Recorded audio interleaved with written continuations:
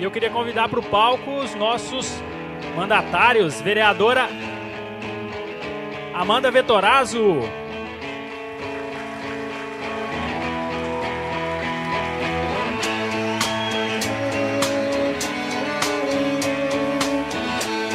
Vereador de Pouso Alegre, Israel Russo. Vereador...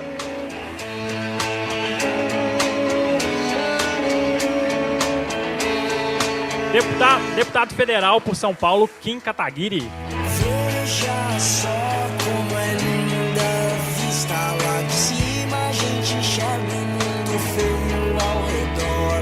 A festa foi construída e de mentira a conta chega pra quem nem provou do prato principal. Diz que havia um louco Que devia na praça, e um cantor de sucesso que mudava de casa, e os rapazes que filmam com a linguagem e nova, com os olhos puxados surge o gênio da hora e pintavam amigos com as falsas risadas. E a imprensa cantava a história inventada, mas no velho escritório, no centro que mora. É isso aí, agora é com os nossos mandatários. Milhões e milhões de pessoas espetavam para o certo e pro errado, pois a gente é brasileiro, nunca sabe se vencer é um caminho acertado. Beleza, Pois ele. aqui no Bananal nunca vale o que é sonhado com ninguém.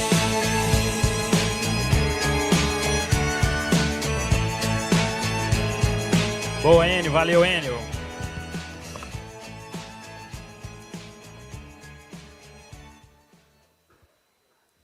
Podemos ir? Vou ficar de pé que é melhor. Saudações, mineiros, mineiras, meus amigos mineiros, mineiras. E o povo de São Paulo também, que veio aí. É bom alimentar um pouco essa rivalidade, Kim, sabe? Porque a gente acaba se sentindo incomodado às vezes quando vem um cara aqui em Pouso Alegre, tô achando que eu estou em Pouso Alegre ainda, né? Vem aqui em BH, igual aconteceu há um ano, né? No nosso congresso, a gente estava lá, o senhor Arthur Duval pegou o microfone e falou o seguinte: pô, meu, São Paulo é locomotiva do país, meu. Nós temos um deputado federal, temos um deputado estadual, vocês não têm ninguém. Vocês têm o Zema, tem o Nicolas, tem o Cleitinho. Vocês não têm representante, meu. Aí eu fiquei olhando aquilo, atônito, falei, caramba, a gente está levando esculacho do Bolsa, do Hermes e Renato. Falei, meu Deus, cara. Aquele dia eu fiquei incomodado, eu falei, eu preciso me eleger, cara. Eu preciso representar esse Estado. É assim. Pô, vocês não têm representante aqui, meu. Porra, precisamos ano que vem. Pô, disputa ele esquece, só uma piada. Não, brincadeira. Só antes de você continuar, eu quero fazer um disclaimer aqui, pessoal. Primeiro que eu estou me sentindo uma balada aqui, né? Pô, vocês colocaram as fumaças, as luzes. O senhor tem mais uma pessoa que deveria estar aqui neste painel. O senhor Augusto Zacarias Correia Leite, né? Popularmente conhecido como Guto Zacarias. E ele está atrasado, como sempre, em tudo em sua vida, né? Então, eu vou pedir para que, assim que ele adentrar nessa sala, desavisado, todos, assim, vai de uma maneira assim, como se ele tivesse acabado de entrar na casa de vocês, fuzilado todo mundo, né? E vocês estivessem com ódio mortal dele. Assim que ele adentrar nesse recinto, por favor, vai em ele com toda a força das suas almas. Obrigado. Mas é isso, Kim, é a pedagogia do esculacho.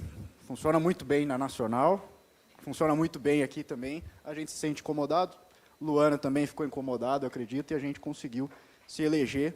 Estamos aqui um ano depois para prestar contas do nosso mandato, juntamente com a Amanda Vettorazzo, também no seu primeiro mandato, e o Kim, que já é velho de casa, que eu vou pedir para ele abrir, começar a falar o que você fez. O que você está fazendo esse ano? Mais que os outros, obrigado. Bom, boa tarde, prazer estar aqui em Minas Gerais. Eu quero animar um pouco o recinto, porque na salinha que nós estamos ali, aliás, eu quero agradecer a todos vocês, porque é a salinha com as coisas mais gostosas de todos os congressos que nós já fomos até hoje. Eu comi 5 croissants de goiabada. Então, muito obrigado pela recepção. E lá tem até é tão chique, tem até uma TVzinha que eu consigo ver aqui o painel e eu consigo ver a plateia. E eu percebi que no painel passado estava todo mundo com uma cara de peixe morto na plateia. Então agora eu quero animar um pouco cada um de vocês, trazer um pouco mais de... Meu Deus, você parece um Minato. Trazer um pouco mais de ânimo aqui para esse lugar. E dizer o seguinte, senhor Israel Russo, agora nós temos uma casa própria. Finalmente realizamos nosso sonho da casa própria. Depois de 2 anos de financiamento com coletas de assinatura, nós quitamos a nossa casa, chama-se Partido Missão, né? Eu não sou desse partido, mas eu quero parabenizar cada um de vocês que são membros dessa agremiação. Né? Nós respeitamos, né? Nós que somos de outras, todos nós somos de outras agremiações, nós parabenizamos todos vocês por essa conquista. E queremos dizer que agora a gente não precisa mais baixar a cabeça para nenhum desgraçado para disputar as eleições que nós quisermos. E justamente por isso nós vamos disputar as eleições que nós quisermos e eu quero fazer essa convocação aqui no estado de Minas Gerais, porque o estado de Minas Gerais, né, apesar de sua situação lamentável, né, e eu acho que antes do Israel Russo vir falar do estado de São Paulo, primeiro vocês precisam parar de levar o estado de São Paulo a pagar as dívidas de vocês. Quando a gente manda o dinheiro para Brasília e depois vem financiar aqui o regime de recuperação fiscal de vocês. Então, a primeira dívida que vocês têm, né, é com a gente lá, que a gente está pagando as dívidas de vocês há uns 10 anos. E a segunda dívida é com o Partido Missão, que vocês precisam entregar aqui um deputado federal, senhor Israel Russo. Eu tenho essa missão aqui para o núcleo daqui. E não adianta me olhar com essa cara torta aí, porque vocês têm que entregar. Não é Minas Gerais? Não era o café com leite? Estamos lá só café com café. Então, o café é preto lá. Não tem um pinguinho de leite no café.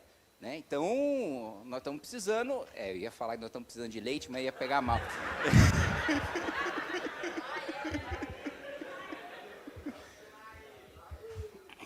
Nós estamos precisando de um mineiro. Né? E eu quero fazer um pedido encarecido aqui para vocês. Não só uma pessoa honesta, técnica, né, com capacidade para estar no Congresso Nacional, mas eu peço também que seja uma pessoa gente boa, porque eu estou precisando de amigos lá, então eu preciso de um cara legal. Então, se vocês puderem eleger um mineiro resenha para ir lá para o Congresso Nacional, eu agradeço muito. E falando sério, gente, vejam o porte de Minas Gerais, vejam a importância política de Minas Gerais. Veja, assim, eu vou lá na Bahia, do nosso vereador Sandro Filho de Salvador, e lá na Bahia, o sujeito no estado mais petista do Brasil conseguiu se eleger na capital, né, e está fazendo o enfrentamento que está fazendo, mesmo ainda ali com críticas ao carlismo, mesmo com críticas à prefeitura, ele ainda sobrevive no estado mais petista, ainda criticando uma das únicas forças de oposição que tem lá e se mantendo independente. Minas Gerais não é o estado mais petista do Brasil. Aliás, Minas Gerais, se a gente tivesse o sistema de colégio eleitoral dos Estados Unidos, aqui nós chamaríamos Minas o swing state, né? É o estado que não tá, ora está com um, ora está com outro, mas geralmente costuma decidir a eleição. Geralmente quem ganha em Minas Gerais ganha a eleição nacional, ganha a presidência da República. Então, assim, vocês não são pouca coisa, né? O mínimo que eu espero que vocês nos entreguem para o ano que vem, depois de todo o sacrifício, de toda a luta que nós fizemos nos últimos 10 anos para construir um movimento, para estruturar uma militância, para formar novos quadros, para ter academia, para ter revista, para ter um movimento, para eleger pessoas, é que no ano que vem vocês nos entreguem um deputado federal. Eu posso sair daqui com esse compromisso de vocês? Nossa, isso... Onde?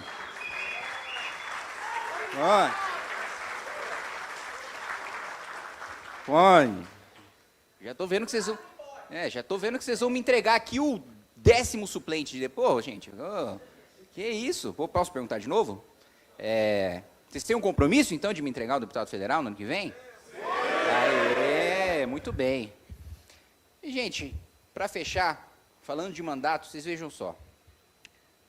O Bolsonaro passou toda a sua campanha dizendo que era o cara duro contra a segurança pública, né? Que bandido tinha que se fuder, acabou.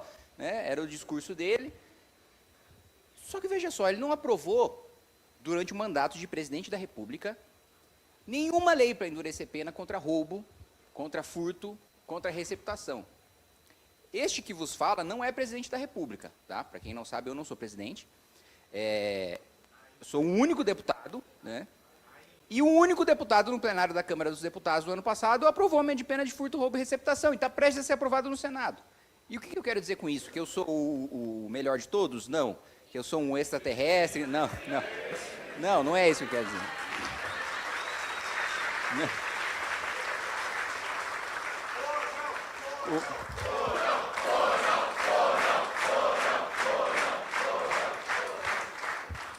Dez anos de militância, 6 anos de mandato, e a pé até de São Paulo até Brasília, passando por aqui. Aliás, vocês precisam dar uma melhorada aqui nas rodovias aqui, porque foi uma tristeza passar a pé aqui, cruzar o estado de Minas a pé. Acampamento em frente ao Congresso Nacional, tomar rojão e paulada de militante do MTST, depois tomar gás de pimenta na cara da Polícia Legislativa, para chegar neste momento, na fundação do partido, e as pessoas me chamarem de fonão. Vocês não vão se lascar. Porra, gente, pelo amor de Deus, mas vamos lá. Esqueci o que eu estava falando. O que eu estava falando? Eu estava falando que um único... Não falei nada de ser melhor. Falei que não, eu estou falando o contrário. Não é de ser melhor e nem nada disso. É para vocês verem a diferença que, se um pode fazer isso, a gente não está com grandes planos ambiciosos de nós vamos eleger na próxima eleição 60 deputados, 80 deputados, vamos passar o PT, vamos passar o PL. A gente sendo muito pé no chão aqui com vocês. 5. Nós precisamos de 5. No Brasil inteiro. 5 é o número que nos garante que em 2028, em 2030, todos os nossos candidatos à eleição majoritária, nossos candidatos a prefeito,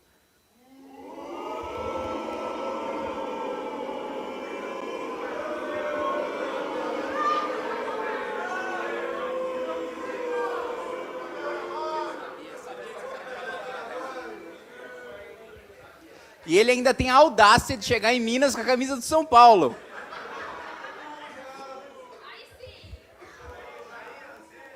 Que absurdo, né? Por favor, sem homofobia aqui, gente. A gente respeita todo mundo, né? A gente respeita...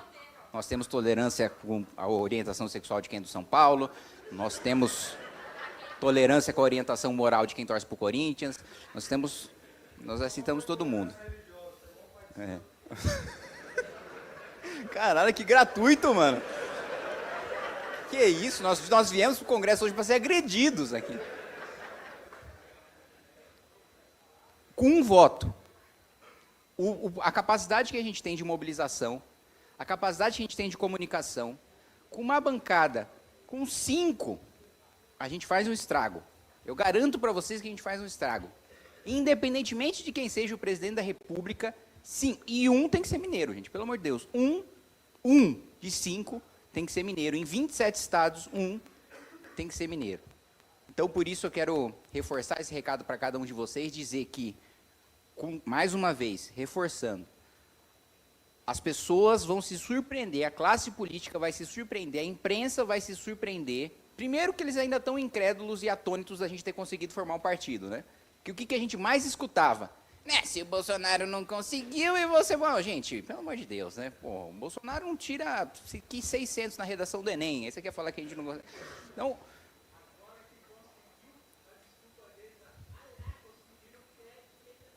exato, né? Antes não vai conseguir de jeito nenhum, não sei o quê. Agora a gente conseguiu porque a gente é amigo do Supremo. Falou, claro, eu tô lá, fui eu que indiquei 2 ministros lá, né? Sou muito amigo do pessoal. Mas, enfim, agora nós conseguimos 1.400 assinaturas. Por favor, esse herói precisa se levantar para a gente bater palmas para ele.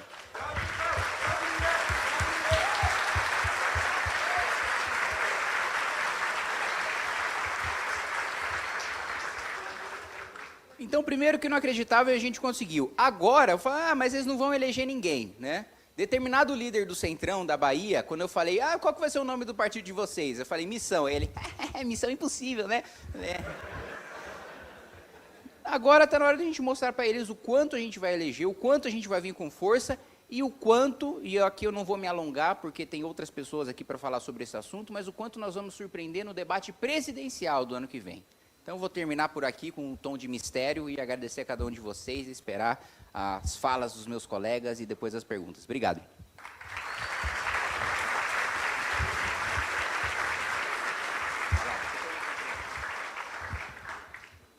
Olha, eu sei muito bem essa dor de você entrar numa casa legislativa e estar sozinho. Felizmente, conseguimos virar a situação lá, elegi como o único de oposição, articulei e consegui tomar a mesa e pegar as principais comissões. Então, estou começando a revelar um pouquinho do meu mandato, mas antes eu vou passar para a Luana, minha colega, Chapada Gaúcha, e que pode também até estar nesses planos aí que você está falando. É. Boa tarde, gente, mais uma vez. Bom, eu vou levantar, né, para ficar mais educado. Para falar do mandato, eu quero começar lá no comecinho mesmo. A minha Câmara, ela tem 9 vereadores. Lá a gente tem 2 assessores. Atualmente, a gente tem um assessor para a Câmara inteira. Ou seja, é bem complicado mesmo. O trabalho técnico a gente pega no braço mesmo. E aqui eu tenho um monte de gente aqui de Minas do Núcleo que me ajuda voluntariamente, que está sempre me acompanhando. Eu falei da primeira lei que eu aprovei, um voluntário. O Lio está aí? Chegou? Não, né? O Lio, ele ama essa parte técnica e ele me ajuda muito. Então, tem muita gente aqui. Então, quando eu falar do meu mandato, eu nunca vou falar só de mim, Luana. Eu sempre vou falar dessas pessoas aqui do núcleo, aqui da nossa região, que estão comigo nessa, que sabem, né, que a gente precisa de uma força maior. Lá na Câmara, eu já comecei querendo o mais difícil, que é a Comissão de Constituição e Justiça. Eu estou um pouco perdida olhando para todo mundo, eu vou sentar. Desculpa. E eu falei, gente, eu quero a Comissão de Constituição e Justiça. E aí eu tentei, a gente ficou, nesse dia, 4 horas seguidas discutindo. E eu não largava o osso. Eu falava, gente, mas isso aí nem tem importância. Isso é só uma comissão, não tem nada a ver. E tentava, de todas as formas, conseguir a presença da Comissão de Constituição e Justiça. E o pessoal, não, mas essa comissão é muito importante, você está no primeiro mandato, você é oposição, e não sei o que. Eu falei, gente, eu deixo vocês em paz. Vamos fazer esse acordo. Eu quero a presidência da Comissão de Constituição e Justiça. E na primeira semana de mandato foi a minha primeira vitória. Nós conseguimos. Eu me tornei presidente da Comissão de Constituição e Justiça. Todos os projetos da casa passam pela minha comissão. Eu presido todas as reuniões, porque lá a gente faz comissão conjunta. Todas as comissões juntas. E eu presido todas elas. Eu consigo organizar os projetos, consigo colocar pelo menos na pauta da comissão, né? Porque do plenário não consigo sempre. Mas essa foi a primeira vitória. Logo em seguida, já quis mesmo trazer para a Chapada Gaúcha aquilo que eu acho mais importante do vereador. Porque acaba que a nossa competência municipal ela se limita um pouco. Então, a gente tem que se dobrar, óbvio, legislando bem, mas também fiscalizando. E eu trouxe uma novidade para a Chapada Gaúcha, que são os requerimentos de informação. Porque, pasmem, lá na minha cidade, se você pede informação para o prefeito, você é visto como perseguidor, como uma pessoa que quer perseguir o executivo. E eu falei, opa, não, isso aqui tem que ser comum, isso aqui tem que ser diário, isso aqui tem que ser toda sessão, e todas as sessões eu boto um requerimento de informação. Até que teve uma polêmica aí, que eu me envolvi esses dias, que o presidente não autorizou um dos requerimentos, disse que seria na próxima sessão, e até hoje não teve, vai entrar de recesso. Mas, enfim, o fato é, eu tento legislar, eu vou falar das leis que eu já aprovei, mas, sobretudo, fiscalizar muito bem. Lá nós já conseguimos, na primeira semana, depois da primeira semana que foi a eleição, eu fiz o requerimento de instauração de CPI. Aconteceu uma obra em 2024, lá na Chapada, e a gente teve acesso aos contratos e vimos que tinha muitos valores irregulares, uma obra significativa para a nossa cidade. E desde a época da campanha eu falei, opa, quando eu entrar lá, eu vou tentar investigar isso. E como muitos documentos, nem todos a gente tinha acesso a tudo, a gente precisaria, de fato, da comissão de investigação. E foi o que eu fiz. No primeiro mês de mandato, eu fiz um pedido de CPI, que demorou, aí eu tive que articular bastante para poder ter as assinaturas, consegui todas as assinaturas, todos os vereadores assinaram, inclusive o presidente. E conseguimos instaurar a primeira CPI da história de Chapada Gaúcha, para investigar uma obra que faz muito sentido para a nossa cidade, porque a minha cidade ela tem 100 milhões de orçamento. Então, assim, um orçamento pequeno, a gente tem... a gente é limitado em muitas coisas, então a gente não pode deixar passar nada. E foi assim desde o começo. Conseguimos a CPI, infelizmente eu não fui sorteada para ser membro, mas eu acompanho todas as reuniões. Inclusive, na semana passada, tinha uns vereadores lá medindo os móveis, porque a gente que faz tudo. Instaurou a comissão, você que vai medir o móvel, você que vai fazer as contas, você que vai contratar arquiteto. E aí eu via eles medindo os móveis assim, eu falei, cara, que satisfação. Que satisfação ver na prática uma coisa que foi idealizada lá no começo. Então, a gente está investigando de fato, a gente está levantando vários dados que estavam em sigilo. Sobre leis. Infelizmente, ainda não consegui aprovar todas que eu gostaria. Até hoje foram 3. A que eu já comentei para vocês no painel passado, de segurança pública, que fala da proibição do poder público de investigar, contratar pessoas condenadas por violência contra a mulher. A gente também teve uma grande vitória. Lá nós temos um pequeno bloco parlamentar. Chegou? Tá. Nós temos um pequeno bloco parlamentar e lá a gente compartilha algumas leis. E uma dessas leis foi uma lei que eu até falei com o Kim, fui lá no gabinete, pedi ele para fazer um vídeo para me apoiar, porque o negócio estava difícil. Era uma coisa simples, obrigar a administração pública a adesivar todos os veículos públicos. Alguém aqui acha que isso aqui é errado? Que não poderia? O que vocês acham de um carro da Câmara oficial ter a serviço do município? Eu acho super razoável. Eu considero que essa é uma coisa basilar, simples. E foi assim o nosso discurso. Nós debatemos, nós aprovamos, todo mundo votou, a casa inteira votou. E eu saí daquele dia feliz que a gente tinha conseguido colocar algo que atenuasse os casos de corrupção com o veículo público que nós temos. Porque lá, gente, é denúncia atrás de denúncia de servidor público utilizando errado o veículo. Voltei, cheguei em casa, fiz um vídeo. Gente, aprovamos, no dia foram 2. Aprovei 2 leis hoje, que alegria, obrigada a Deus, obrigada. Aí no outro dia, o quê? Veto. O prefeito vetou nossa lei. E aí foi uma novela. Fiz um abaixo-assinado, quase 400 assinaturas. Fui na Câmara, chamei o povo, fiz o maior... Eu falei, vereadores, vocês que votaram a favor da lei, mantenham suas palavras. Vamos derrubar o veto. Vamos derrubar o veto. E fui na rede social e chamei. Chegou no dia aquela apreensão. Será que o veto do prefeito se mantém ou não? Porque, além disso, a gente precisava de mais 2 pessoas para poder derrubar o veto. E eu sou minoria na Câmara, falei, mas eles vão manter a palavra. Eles votaram a favor da lei, por que não vão votar para derrubar o veto? E votaram para manter o veto. A lei vetada.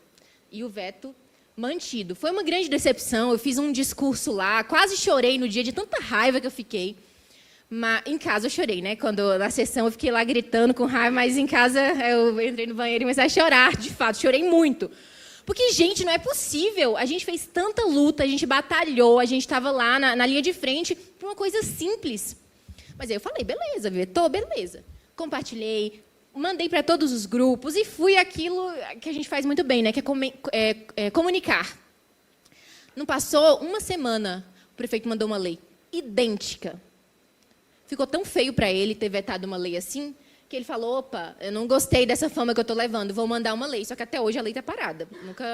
Enfim, o fato é que a gente tem que sempre tentar fundamentar o nosso trabalho, nem sempre a gente consegue, mas a gente está lá tentando. Nós aprovamos também uma campanha sobre o Maio Laranja, que cria organizações de parceria entre a Polícia Militar, o Ministério Público, os próprios vereadores, toda a administração pública, para promover ações diretas com o público infantil e adolescente para combater qualquer tipo de exploração sexual infantil e de adolescentes também. Vai ser anual, mas a prefeitura está livre para fazer o ano inteiro, se quiser. Também considero que foi um grande avanço para nós, porque uma das minhas pautas é a proteção à criança também.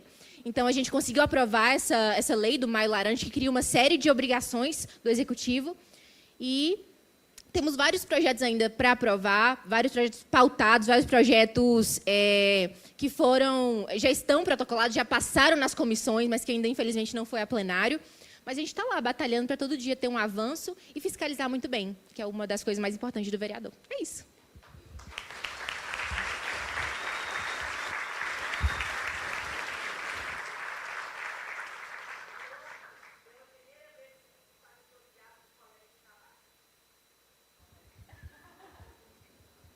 Até agora, só pessoas de oposição falando, né? Você ficou chocado, né? Provavelmente quem nunca recebeu uma pessoa no gabinete pedindo vaga em creche. Já? Lá em Brasília tem isso também? Entendi. É a coisa mais comum que tem no município e a gente já foi no sentido de vamos acabar com isso? Pedindo vaga em creche, pedindo para passar na frente em fila de exame. Nós aprovamos 2 projetos nesse sentido, apresentei. Os projetos de lei de transparência, para ter a transparência no portal, mostrando a fila do exame. A pessoa sabe onde é que ela está. Aí o vereador não consegue passar na frente, a gente consegue inibir, de certa forma, esse tipo de prática. Mas essa é uma realidade que é muito comum para nós e nós temos que legislar nisso, né? Porque a gente fica muito limitado em algumas coisas. E eu vejo até o quanto a Amanda se destaca nisso, porque mesmo tendo a limitação, ela está na maior cidade da América Latina e ela consegue trazer propostas que influenciam diretamente nessas pessoas, sem necessariamente ter que ficar falando de coisas bairristas, né? Como é que você faz isso, Amanda?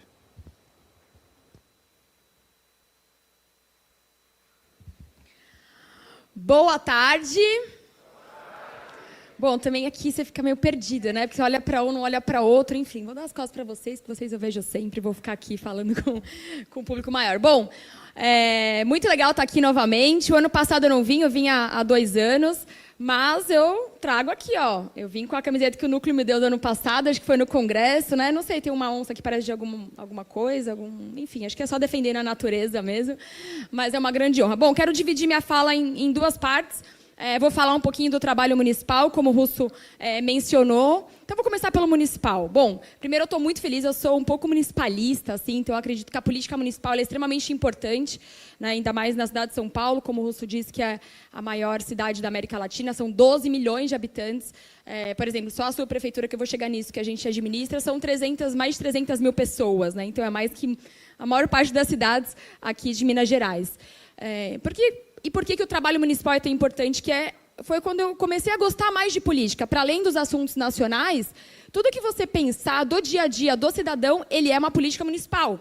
Então, se você pensar na primeira infância, que você defende as crianças, a formação do ser humano é municipal, é a competência ali da creche e do primeiro ensino. Se você pensar na saúde, primeiro atendimento de saúde, então, o UBS, uma ambulância, é competência do município.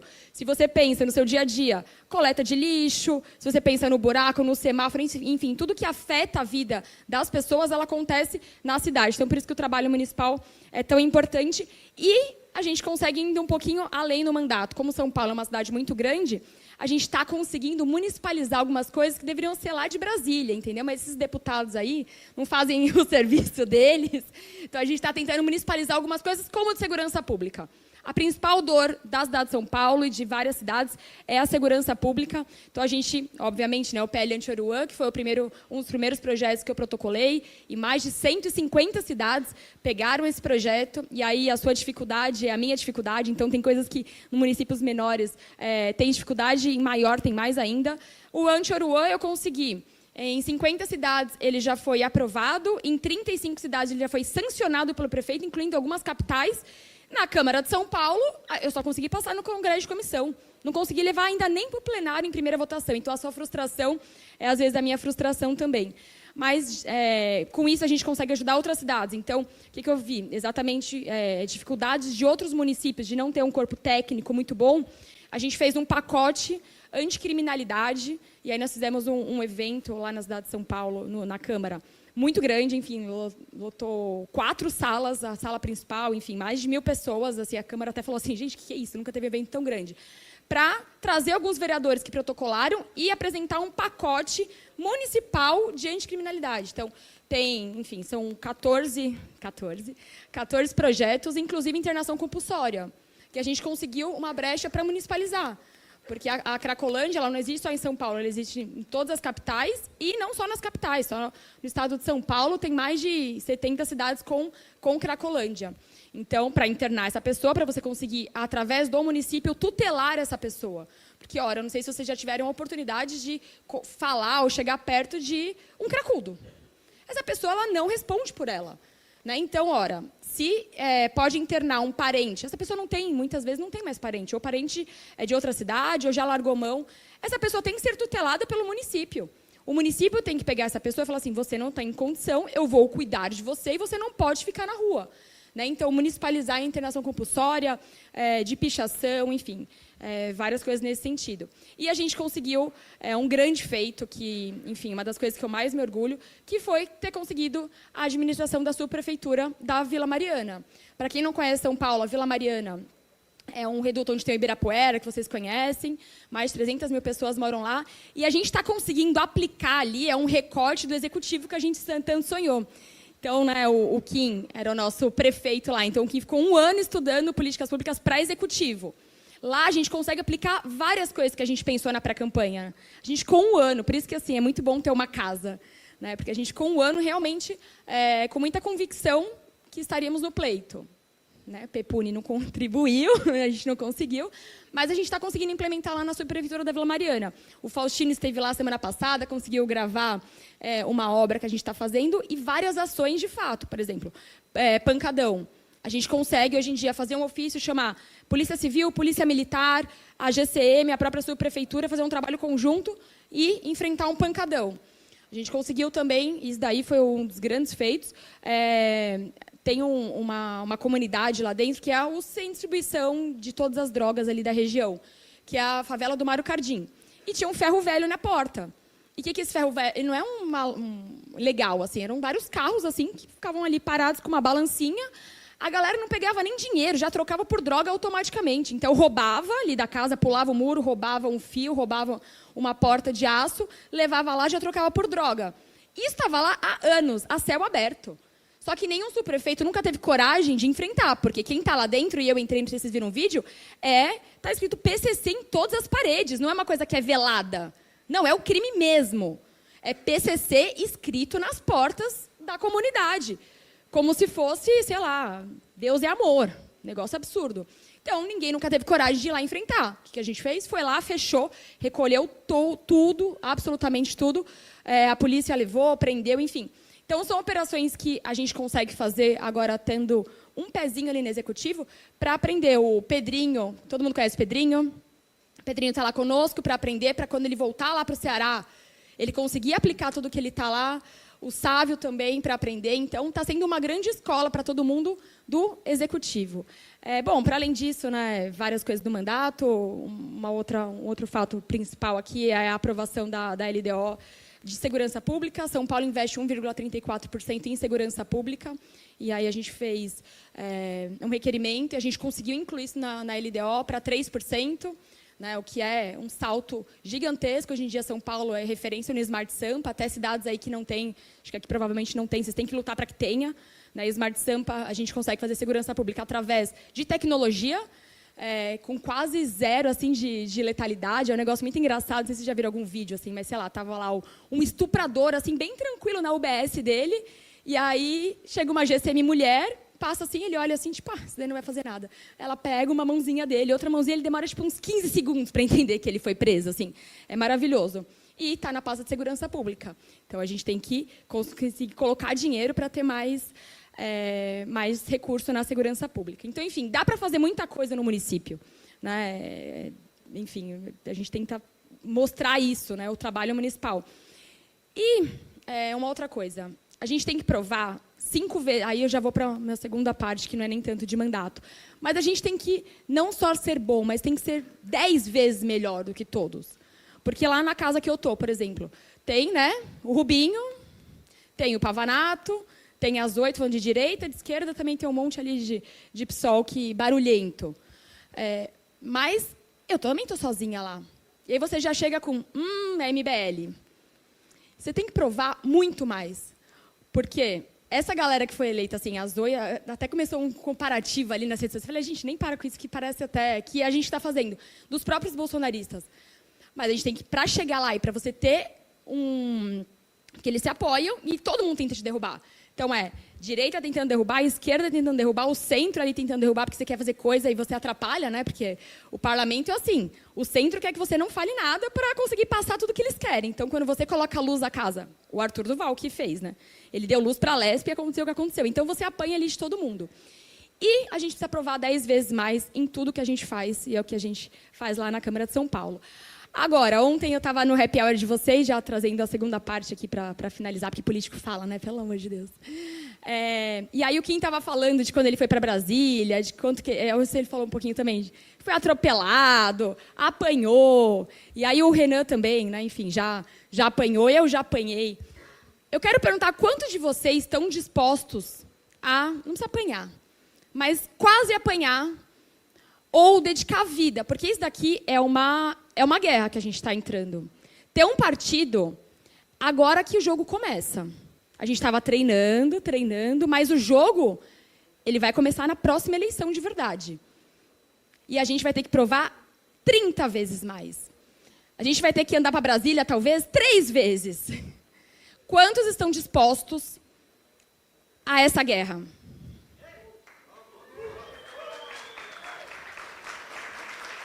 Porque é uma convocação de guerra, de verdade. É uma guerra com o sistema político e é uma guerra com o crime organizado. Porque se vocês pararem para ver, ninguém falava de crime organizado até a gente começar a falar. Até o Renan começar a falar de Oruan, até eu fazer o PL. Agora todo mundo meio que, né? O crime organizado é ruim, né? Bolsonarista nunca teve coragem de falar de crime organizado. E crime organizado é o principal câncer do Brasil. O crime organizado está em absolutamente tudo. O crime organizado está em todas as periferias. Todas. E se a gente não acaba com o crime organizado, não adianta a gente fazer só um projeto de país.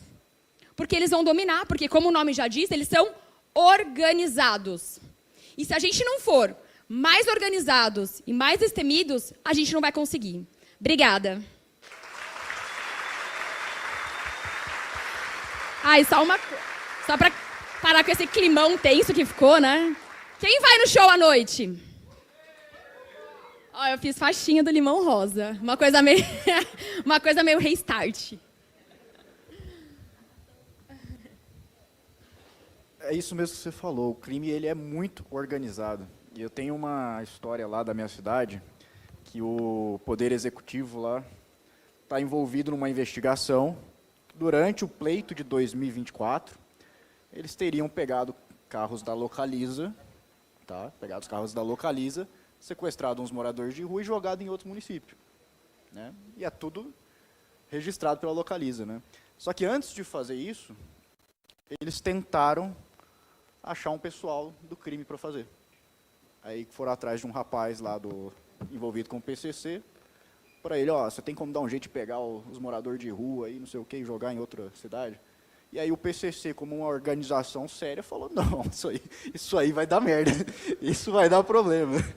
Então, eles realmente são muito organizados e eles estão muito à frente em muitos aspectos, né? Eles estão à frente no sentido de ocupar o Ministério Público, de pagar e financiar concurso para o pessoal entrar, financiar a bolsa de estudo de direito.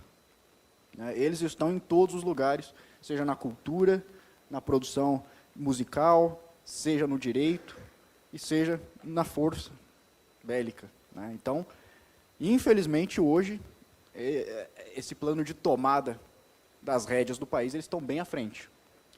E por isso que eu sempre defendi, sempre acreditei que é o nosso grande inimigo. Ainda mais que os seus colegas do Centrão lá na Câmara. Crime organizado é o nosso grande inimigo. Às vezes estão juntos também, exatamente. Agora, teve uma história também que viralizou na minha cidade, que o prefeito mandou uma reforma administrativa para lá, que criava 33 cargos, e aí eu apresentei uma emenda que reduzia esses cargos para 7. Né?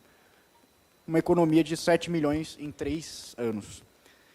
E no momento que a gente estava na votação, ali com várias emendas, eu obstruindo, a gente já tinha ficado até meia-noite, tinha um rapaz do MBL, que não está aqui, infelizmente, né? A mãe dele não deixou ele vir, ainda era menor, mas ele foi entrevistar o líder de governo sobre o projeto, e fez aquele velho mamãe falei, né?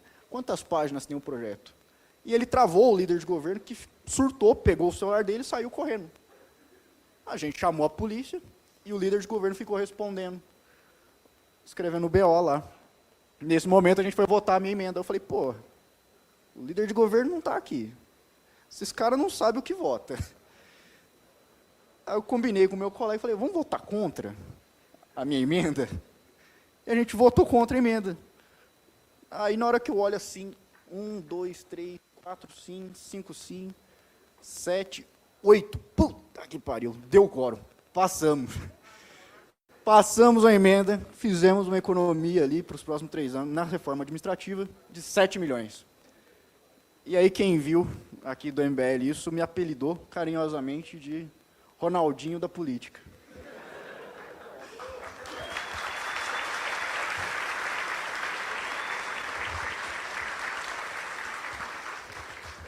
Mas eu gostaria de lembrar que antes de mim, nós temos o Pelé da política.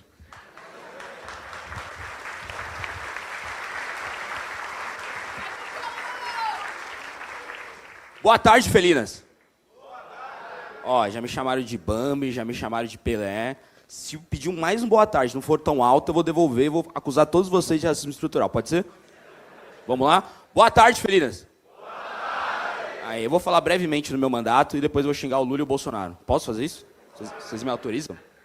Basicamente, eu sou o deputado do estadual mais econômico de São Paulo. Já economizei mais de R$1 milhão em cargos, em mamata, em privilégio, salário de assessor, enfim, em tudo, R$1 milhão economizados, mais econômico do estado de São Paulo. Também sou mais produtivo, sou mais econômico, mais produtivo, o que mais aprova lei, o que mais aprova relatório, o que mais derruba relatórios ruins, o que mais participa de comissão, o que mais participa de CPI, o que mais participa de frente parlamentar. Enfim, é isso. Posso voltar e falar do Lula e Bolsonaro agora? Vamos lá. Há 2 anos, eu vim aqui, em 2022, e pedi para vocês fecharem comigo em 2 coisas. Não votar no Lula e não votarem no Bolsonaro. Eu pedi isso para vocês. Alguns de vocês fecharam comigo, mas a gente sabe que Minas Gerais optou por um caminho bem diferente. Então vamos fazer o seguinte. Todas as vezes que eu levantar minha mão esquerda, vocês vão dizer é mentira. Fechou? Vamos fazer um teste? É, vocês vão aprendendo aí. Eu quero mais alto da próxima, senão você já sabe o que vai acontecer com vocês, né? Vocês vão tomar um belo de um processo do Silvio Almeida e do Emicida. E da Erika Hilton, tá ligado? O cara cita todos os movimentos de esquerdistas. Vamos lá. Quem aqui de Minas Gerais optou pelo caminho de votar no Lula, muita gente, quando fazia Change My Mind aqui ou lá no Paulista, dizia que é só votar no Lula que a economia do Brasil vai melhorar. Mas não tem picanha, picanha é mais cara dos últimos 20 anos, e não é que não tem picanha, não tem fraldinha, não tem cupim, não tem acém, não tem nada. Que a inflação dos alimentos e bebidas é a 4ª maior da América Latina. Dólares parando, bolsa despencando. Diziam que era só votar no Lula, que a economia ia melhorar, mas como vocês já disseram, é mentira. Também diziam que era só votar no Lula que a democracia estaria resguardada no mundo e que o amor ia voltar. Mas, desde que foi eleito presidente da República, Lula só anda com o ditador. Ditador sanguinário socialista, da Coreia do Norte, de Cuba, da Venezuela, do Irã, passa pano para o Hamas. Não só a questão das ditaduras socialistas sanguinárias, mas também todos os grupos terroristas que existem no mundo, curiosamente, têm o apoio do Lula. Eu postei um vídeo recentemente que o Lula postou um vídeo com a Cristina Kirchner, né? Eu falei, é inacreditável. É só um vagabundo cometer uma vagabundagem em algum lugar do mundo que automaticamente brota do lado do vagabundo Lula. Pode ser qualquer coisa. Pode ser ditadura socialista, grupo terrorista, corrupto, e com o Lula nem dá pra fazer aquela piadinha de, nossa, você gosta tanto de vagabundo, por que você não leva pra casa? Porque ele leva. Ele acabou de buscar a primeira-dama do Peru, condenada por corrupção, e mandou um avião da FAB e trouxe pro Brasil. Ou seja, é inacreditável. Diziam que era só votar no Lula, queriam que a democracia ia ser resguardada, que o amor ia voltar, mas como vocês falaram, é mentira. Mas falar do Lula é fácil, né? Falar do Lula é fácil. Tem até um deputado aí da camisetinha preta que adora, só fala do Lula. Mas vamos falar também do Bolsonaro. Dizem por aí que se o Bolsonaro estivesse no poder, o Brasil estaria melhor. O Brasil estaria melhor. Aí vem o Nicolas Ferreira com aquela camisetinha preta, aquele fundo preto dele, e diz que, nossa, tem muito imposto. O Haddad virou o taxade. É muita taxa, muito imposto. Então era só voltar o Bolsonaro que o Brasil ia ter menos imposto. Mas, pode pesquisar aí. Quando tinha o governo Bolsonaro, nós tivemos a maior carga tributária da história do Brasil. Nunca se pagou tanto imposto no Brasil do que o governo Bolsonaro. Se aumentar o IOF, ainda assim o Bolsonaro vai ganhar. Se aumentar qualquer outro imposto, ainda assim o Bolsonaro vai ter a maior carga tributária da história. Diziam que era só voltar o Bolsonaro, né? O Valdemar lá recentemente fez a manifestação e disse, se o feijão tá caro, volta Bolsonaro. Ah, é, Valdemar? Na época, né? É porque Valdemar não tem muito o que dizer. Mas, vamos falar de outra coisa também. Falam por aí que o MBL fala muito mal do governo Lula, mas vocês votaram nulo.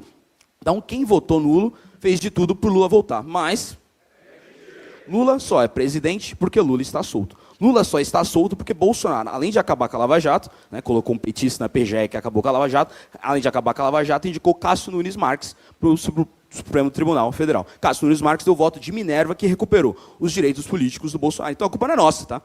Não foi a que indicou o Cássio Nunes Marques. Não foi o Kim, não fui eu. Não foi a Espectro Cinza que indicou o Cássio Nunes Marques para a Procuradoria-Geral da República. Foi o Bolsonaro. E com essa indicação, Lula teve direitos políticos e aí Lula venceu a eleição. Então, a culpa não é de quem votou nulo que o Lula é presidente. A culpa é de quem tirou o Lula da cadeia. Por mim, ele estaria na cadeia até hoje. Mas é o seguinte, galera, eu cansei. tenho 26 anos, né? Não sou o Ronaldinho da política, mas pareço o Pelé, o que é muito ruim para quem tem 26 anos, que o Pelé é conhecido por já estar velho há bastante tempo, inclusive já morreu. Agora, eu já cansei. Não, estou querendo dizer que se você parece o Pelé, você parece velho, né? Você não parece uma pessoa nova, né? Agora, eu cansei. Verdade, eu já cansei. Na próxima vez que eu vou estar aqui em Minas Gerais, talvez não na próxima, talvez eu volte ao longo desse ano também. Agora, em 2026, quando eu voltar aqui, eu não vou pedir para vocês não votarem no Lula, não vou pedir para vocês não votarem no Bolsonaro, não vou pedir para vocês votarem nulo. Eu vou pedir para que vocês votem no Renan Santos para a presidência da República.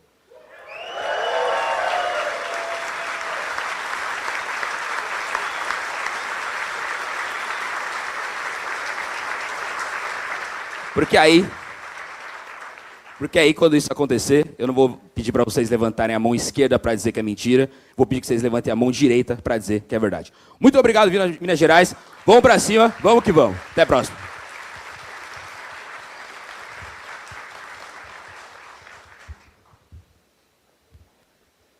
Bom, pessoal, já falei um pouquinho, algumas coisas do meu mandato. Vou fazer igual o Guto também, né? 230 proposituras, 20 requerimentos, 16 projetos de lei, 5 projetos de lei aprovados. Mentira, 6. Essa semana aprovamos mais um. Então, estamos produtivos, estamos fiscalizando, né? Vamos abrir uma CPI agora. Vamos abrir a CPI que investiga todos os projetos de engenharia da Prefeitura, porque todos têm suspeita de superfaturamento e desvio de recursos públicos, né? Nós temos uma média de orçamento ali de 1,5 bilhão, então a corrupção está rolando solta, né? Então a gente vai fazer uma CPI, vai perfurar solo para mostrar que não tinha aterramento, né? Que não teve nada ali, que foi gastado 20 milhões de reais para fazer uma estrada de 800 metros, né? Ou que pagaram 125 mil reais num Papai Noel inflável, que na internet custa 9 mil reais, né? Então a gente continua nessa fiscalização que eu sempre tive durante a campanha e também continuo agora. E eu fico feliz que estamos assim muito parecidos, temos um perfil de atuação muito parecido e tem pessoas novas que estão chegando, né? Agora nós formamos um partido, nós somos uma casa, né? Financiada, como disse o Kim, e tem pessoas novas chegando. Eu queria citar aqui algumas delas que estão aqui hoje. O Alê, de BH, o vereador Caio, de Itaúna, o Mauro, de Ipatinga, o Pedro, de Betim. Isso, por favor, eu estou falando aí, vocês já vão levantando, por favor. Vamos lá, Alê, de BH, Caio, de Itaúna, Mauro, de Ipatinga, Pedro, betinense, Leonardo, de Vinópolis, e o Wanderson, de Itaúna também vereador.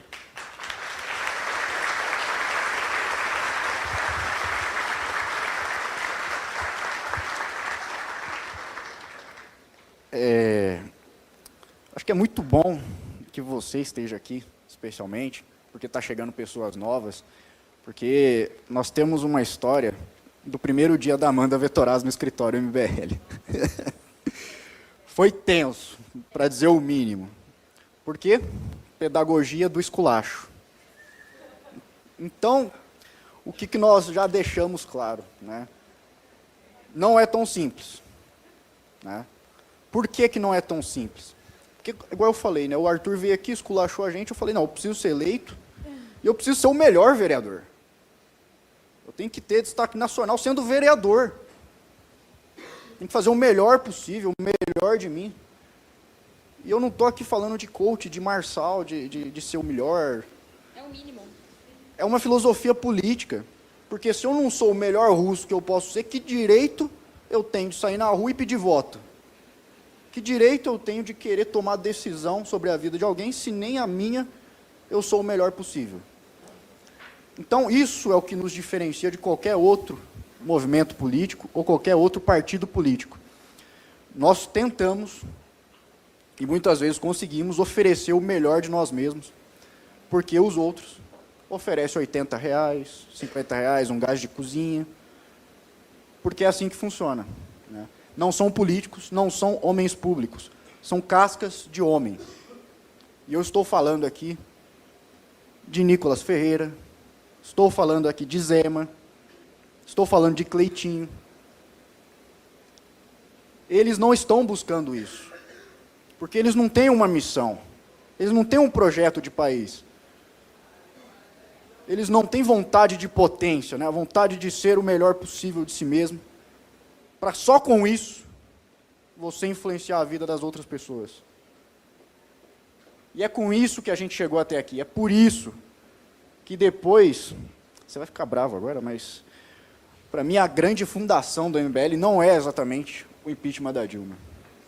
A fundação do MBL acontece em 2020, no meio do ano, no meio da pandemia, quando um perfil fake no Twitter inventa que o MBL estava lavando 400 milhões de reais em superchat no YouTube. Eu sei muito bem dessa história, porque o MBL tinha um escritório na Vila Mariana, do lado tinha uma casa que também era alugada pelo MBL, e eu dormia no porão dessa casa. Né? Eu trabalhava lá, acordava, já estava no trabalho, né? Ficava até tarde da noite com o Renan lá. Sistema escravidão, né? Sistema escravidão. Né? Renan lá, 11 horas da noite, tocando guitarra, eu escrevendo matéria, e eu perguntando o que eu estou fazendo da minha vida. Né? Mas a gente chegou num momento em que tentaram nos destruir completamente. Completamente. Arruinaram o MBL. Falar, aqui a gente fez o derrete, não deu certo, agora vamos acabar com eles. Isso é muito importante porque, historicamente, os grandes movimentos, os grandes partidos, ou até mesmo os grandes impérios, eles nascem e crescem justamente depois de uma humilhação muito grande. Foi assim com Roma, por exemplo, quando ainda pequenininha, tomou uma surra, um pau histórico dos celtas gauleses, e depois disso eles fizeram um pacto entre os patrícios e os plebeus. Nunca mais seremos humilhados como nós fomos agora. Nunca mais. E depois disso, eles só cresceram. Se tornaram o maior império da história da humanidade. E por que eu falo que esse é o nosso mito fundador dessa operação da Polícia Civil que tentou acabar conosco? Porque depois disso, Renan Santos não está aqui, mas o Renan Santos, eu vi ele com a família sendo perseguida. Muita gente do MBL sendo perseguida, gente sendo presa injustamente. E era assim, pô, vamos largar a mão? Vamos fechar as portas? Acabou, não dá. Os caras têm o poder, estão acabando com a gente. Se fôssemos covardes, teríamos feito isso. Mas mantivemos. E depois disso, nós criamos a Academia MBL. Nós criamos a Valete, o Clube, o Livro Amarelo. Nós criamos a porra de um partido.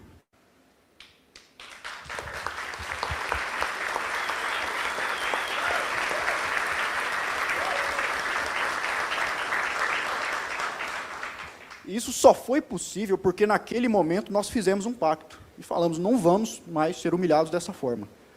Esse país vai ser nosso ou não vai ser. E é da mesma forma que eu quero vir aqui, voltando, eleito, firmar o compromisso com vocês também. Qual que é a nossa humilhação, além do Arthur Duval vir aqui esculachar a gente? Nós temos a pior carga tributária do país, no estado do Tiradentes.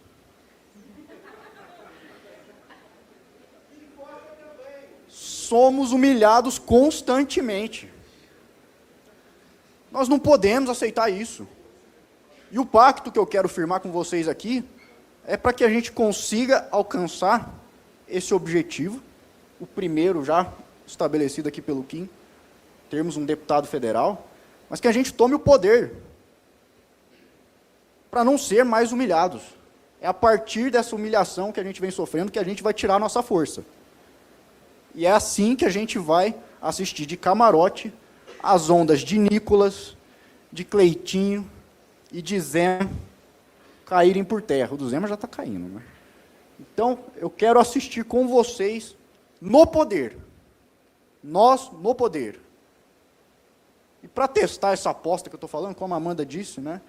Não é uma aposta para hoje, não é para amanhã, é uma aposta de vida. Eu quero perguntar para vocês. Vocês são casca? Estou achando que são, hein? Vocês são casca? Não! E o que vocês têm? Essa tá fácil. Missão. O que vocês têm? Missão. Mais uma vez. Missão. Missão. Missão. Missão. Missão. Missão. Missão.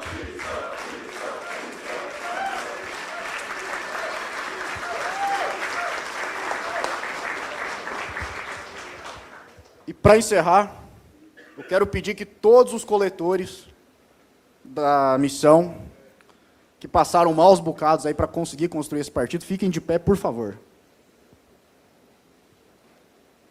Todos que coletaram, porque esse estado aqui foi exemplar, tá?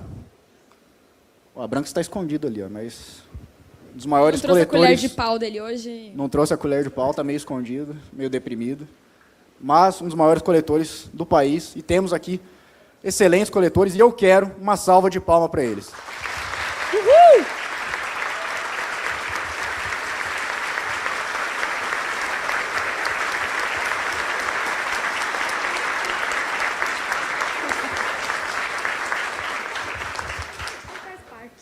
É isso aí, obrigado, gente.